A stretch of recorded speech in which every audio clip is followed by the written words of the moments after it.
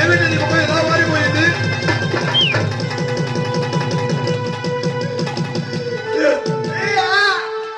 అమ్మా వీళ్ళకని వెళ్ళారా?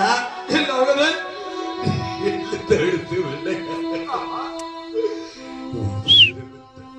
జీవునిత్రుడుగా మారిపోయి అమ్మా మారిన వారి దగ్గర ఇంట్లోకి వెళ్తావు రావే. నేను లేవలేనవా? చిన్నగా లేవు తల్లి. కాదత్తయ్య, నా బుద్ధ మీద తెయ్యేసి లేవు అమ్మా.